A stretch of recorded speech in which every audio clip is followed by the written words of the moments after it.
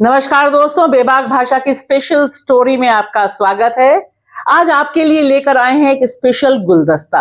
जी हाँ, ऐसा गुलदस्ता जिसमें डांस है, जिसमें म्यूजिक है, जिसमें प्रोटेस्ट है और जिसमें असल मुद्दे हैं। और यह सब कुछ जुड़ा हुआ है फिलिस्तीन से, फिलिस्तीन के गाजा से। लेकिन ये जो सब नाचते गाते नौजवान आपको दिख रहे हैं, ये सब फिलिस्तीन के नहीं हैं। जिंदगी में शायद कभी फिलिस्तीन नहीं गए। यह सब अमेरिका में पढ़ने वाले, यूरोप में पढ़ने वाले नौजवान हैं जिन्होंने मोर्चा उठाया है इजराइल के खिलाफ।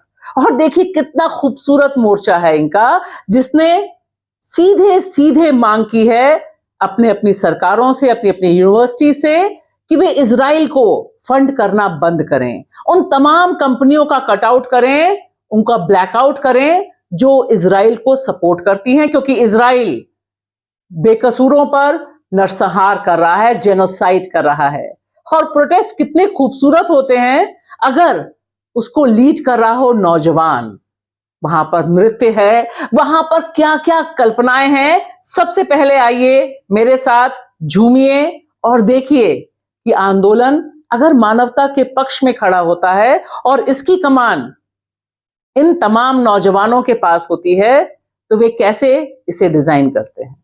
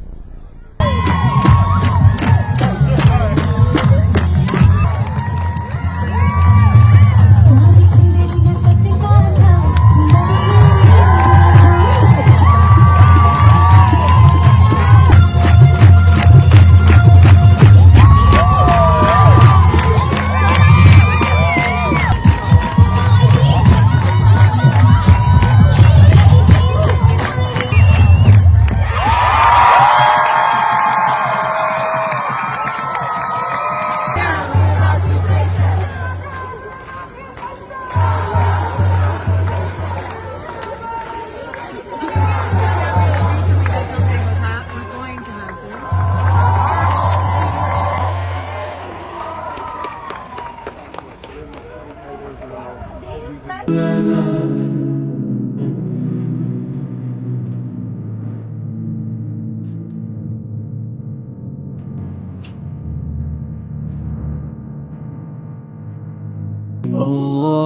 يعلم ما نشكو.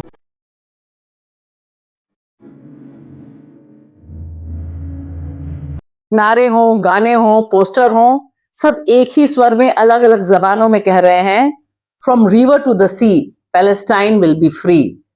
यानी नदी से लेके समुद्र तक सिर्फ एक ही मांग है कि फिलिस्तीन को मुक्त होना चाहिए, उसके लिबरेशन के पक्ष में खड़े हैं। तो यहां पर जो कैटलिस्ट है वह गाजा है और जो निशाना है वह इजराइल पर है। और देखिए, यह भी बहुत अनूठा प्रोटेस्ट है। इसमें खुद यहूदी लोग आए और उन्होंने कहा कि इजराइल हमारे नाम पर आप ये जेनोसाइड नहीं कर सकते। छोटी सी टुकड़ी है, देखिए।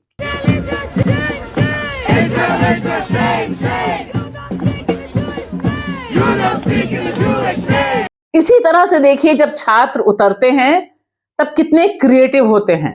वे अपने कैंपस को ही फिलिस्तीन और गाजा से जोड़ रहे हैं, वहां पर नाम लगा रहे हैं गाजा का, गाजा के तमाम इलाकों का, ताकि लोगों की स्मृति से गाजा, फिलिस्तीन और वहां पर ढाया जा रहा जेनोसाइड जिंदा रहे और पता चले कि अमेरिका हो या यूरोप, जिस तरह से इजराइल को सपोर्ट कर रहे हैं वह दरअसल मानवता के खिलाफ है।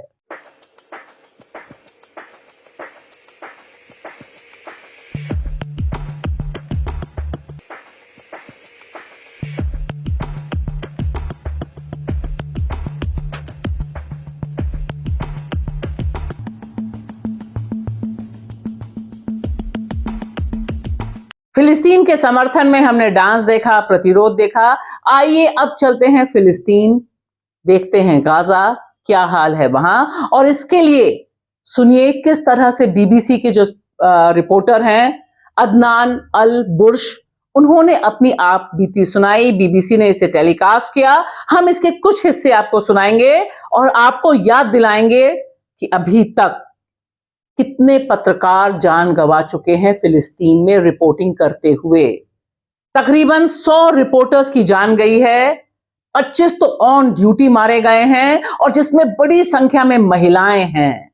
आप सुनिए किस दर्द से वह कहते हैं कि गाजा मेरी पहली और आखिरी ख्वाहिश है, लेकिन अफसोस मुझे छोड़ना पड़ रहा है। फलस्तीनी पत्रकारों पर है। इन्हीं में से एक हैं बीबीसी संवाददाता अदनान अल बुर्श।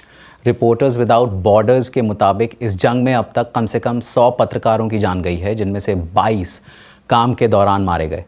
बीबीसी संवाददाता ने गजा से रिपोर्टिंग करते वक्त कैसे अपने परिवार, दोस्तों और ख़ुद को सुरक्षित रखा। देखिए उनकी कहानी उन्हीं की ज़ुबानी, जिसके कुछ हिस्से आपको विचलित कर सकते हैं। इस वक्त उत्तरी गजा से हज़ारों लोग दक्षिण की ओर जा रहे हैं। मैं अपने परिवार के साथ हूँ। मैं अपने परिवार के साथ अब बाहर सोने की कोशिश कर रहा हूँ। जिंदगी में पहली बार हताश महसूस कर रहा हूँ। आज मेरा परिवार सेंट्रल गजा के नुसरत कैंप में है और मैं खान यूनिस में हूँ। मैं अब सोच रहा हूँ कि अपने परिवार के पास नुसरत चला जाऊँ, ताकि हमारी मौत भी हो तो कम से कम हम एक साथ मर पाएं। हमने अपने बच्चों और बीवियों को अलविदा कहा, लेकिन इसराइलियों ने पत्नियों को इजाज़त नहीं दी थी, तो हमें इस बात का डर है कि कहीं वो फंस न जाएं। उदास मत हो, तुम बहुत बहादुर हो, तुम बहुत अच्छे बच्चे हो। सच कहूँ तो हमारा भविष्य एक पहेली बना हुआ है। वहाँ लोग भूख मिटाने के लिए घास खा रहे हैं, जमीन से तोड़कर घास खा रहे हैं, यहाँ तक कि जानवरों को दिया जाने वाला चारा भी खा रहे हैं। और मैं यहाँ एक साफ सुथरे होटल में खाना खा रहा हूँ। मैं जब ये खाना खाता हूँ इसका स्वाद जहर जैसा लगता है। भारी मन के साथ मैं गजा छोड़ रहा हूँ। ये मेरी जिंदगी है। मैं यहाँ पैदा हुआ था। मेरी पहली और आखिरी पसंद गजा है। मुझे वापस जाना है। ये सब कब खत्म होगा? ये सही बात है, गाजा एक पहेली है और इस पहेली का जवाब सिर्फ और सिर्फ इजराइल के जो जेनोसाइड वाले मंसूबे हैं उनको खत्म करके ही मिल सकता है। सवाल बहुत सीधा है, इसका हल कब निकलेगा?